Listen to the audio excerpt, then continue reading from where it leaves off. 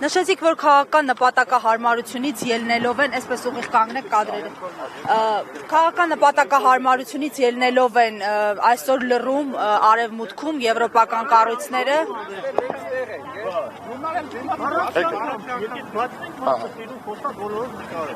Սիրուն խոսում Որն է քաղաքական նպատակահարմարությունը այս փուլում, արդյոք արևելք, արևմուտք գծի վրա բերել Հայաստանի Հանրապետությունը հյուսիս-հարավից կտրելով։ Տեսեք, կարող ենք երկար հիմա խոսել աշխարհաքաղաքական փոփոխությունների, Հայաստանի դերի եւ Հայաստանից ակնկալվող զիջումների նպատակահարմարության մասին, բայց չեմ ուզում այսօր շատ կենտրոնանամ հենց այդ խնդրի վրա, թեպետ ձեր մատնանշած խնդիրը կա, այո։ Հայաստանը այսօրվա ղեկավարության դեմքով ներկայանում է աշխարհին, հատկապես արևմտյան երկրներին, որպես ամեն ինչի պատրաստ երկիրով պատրաստ է սեփական շահերը ուրանալ, սեփական արժեքները մոռանալ։ Ես մի բան ձեզ ասեմ, էլի, տեսեք, շատ բաց խոսում ենք։ Հակառուսականություն կարող է լինել տարբեր երկրներում։ Տարբեր երկրներում այդ հակառուսականությունը կա։ Բոլոր երկրներում բացի Հայաստանից հակառուսականությունը ազգային է։ Այսինքն ուղեկցվում է ազգայինի արժևորմամբ, ազգայինի մասին միֆեր, լեգենդներ, քարոզչություն անելով։ Միակ երկիրը, որի գլխին ջարդվում է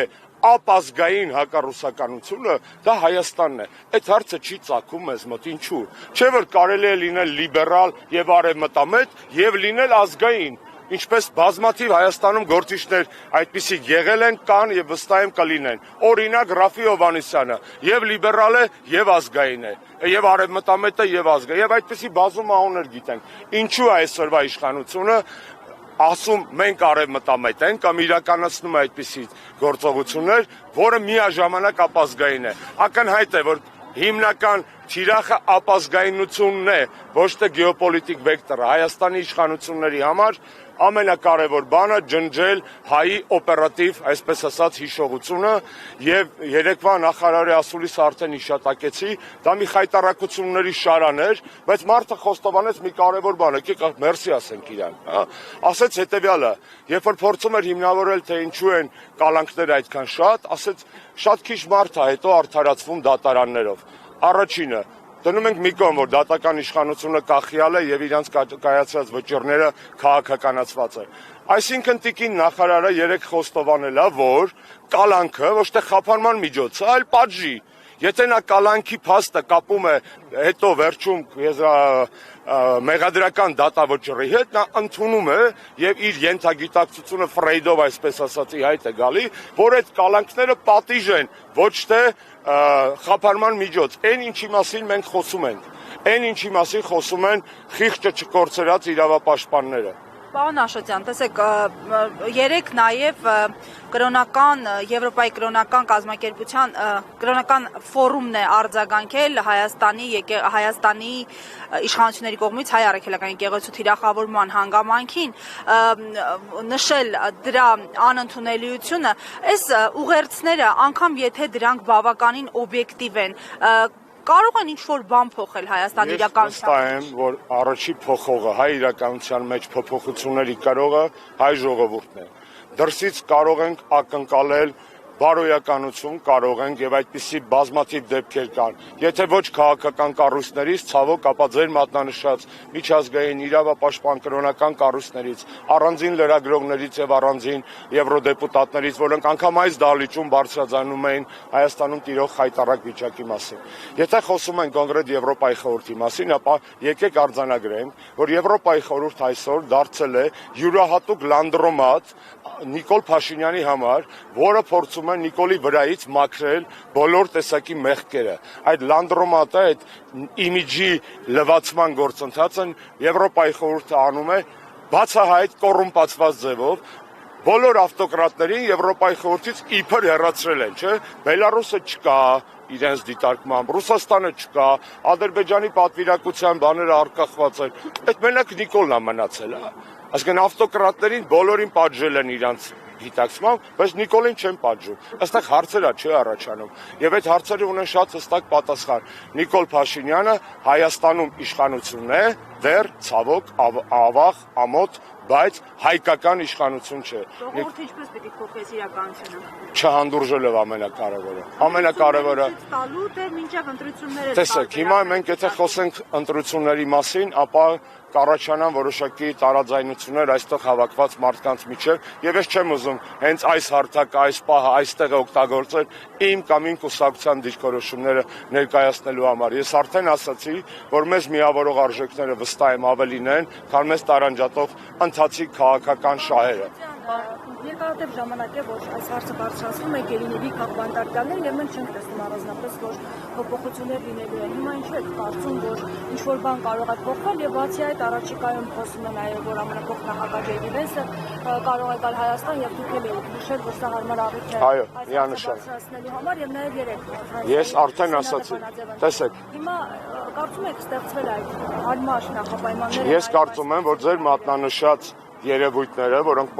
թույլ, բայց պոզիտիվ ազդակ են նաև, դրանք արդյունք են նաև այն բանի, որ հայ ժողովուրդը չի լռել այս ընթացքում, որ մենք չենք լռել ոչ Արցախի հայաթափան մասին, ոչ քաղբանտարկյանների առկայության մասին, ոչ եկեղեցու դեմ իրականացվող արշավի մասին, հա, եւ այդ փոճուր, բայց կարևոր փոփոխությունները հետևանք են նաև այն բանի, որ մենք չենք հանձնվել եւ այս պայքարը պետքա շարունակել, այո, Ամերիկայի Միացյալ Նահանգների փոխնախագահի այցը հրաշալի առիթ է առնվազն Բաքվում նստած մեր հայրենակիցներին ազատելու համար։ Դա շատ լավ առիթ է հաշվի առնելով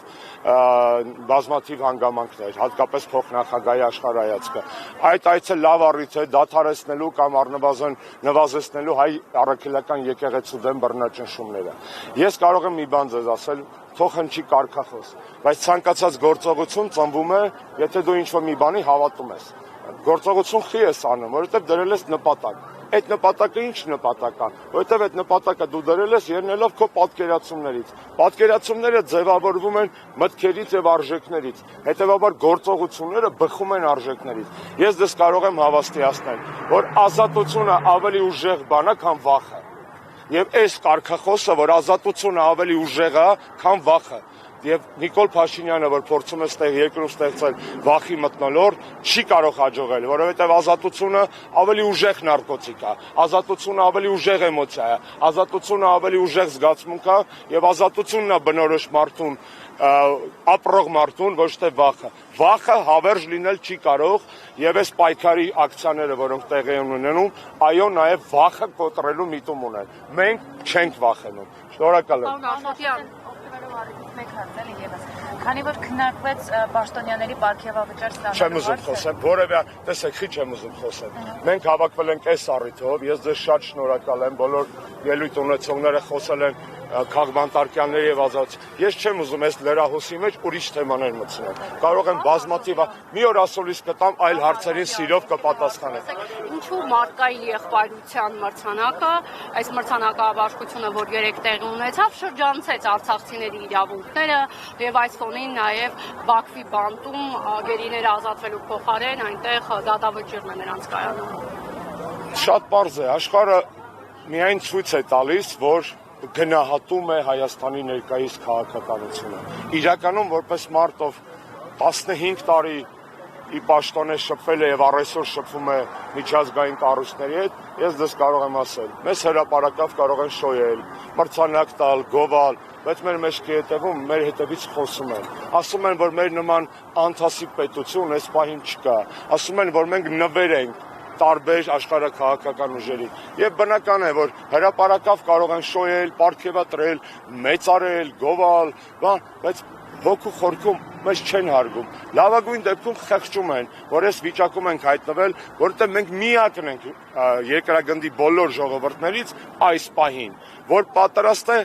զիջել սեփական ինքնասիրությունը, պատմական հիշողությունը, իր արժեքները, անգամ կրոնի համար ցույլ է տվել երկրի ներսում այս պայքարը եկեղեցու համար, մենք միակն ենք ու դա ցավ է, որովհետև ոչ Գազայի արաբներն են այդպես վարվում, ոչ սերբերն են այդպես վարվում, ոչ մի այդպես պետություն, ոչ մի ժողովուրդ չեք գտնի, որի գլխին այս քյալակը բերել են ու ասում են հրաժարվեք, որպեսզի լավ ապրեք։ Սկզբից հրաժարվեցին, ասեցին հրաժարվում ենք Արցախից, որ լավ ապրենք, հետո հրաժարվում ենք Սյունիքից, որ լավ ապրենք, հետո կասում են հրաժարվեք հրաժարվողներից։ Այսինքն իշխանություն ձեռք չենք բերում այսպես։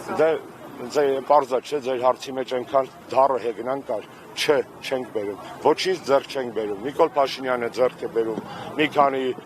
հնչյուն վերնագիր միջազգային մամուլում, մի քանի արձանիկ եւ վերարտադրվելու շանս, բայց Հայաստանում իշխանությունը չպետք է ձևավորվի դրսից, Հայաստանի իշխանությունը պետք է ձևավորվի ներսից եւ դրա կրողը պետք է լինի հայ ժողովուրդը։ Ինչ մեխանիզմով, ընտրություններ, իմպիչմենտ եւ այլն, դա արդեն ժողովուրդը պատեպահին կարծում եմ իր վճռական խոսքը կասի։ Շնորհակալ եմ։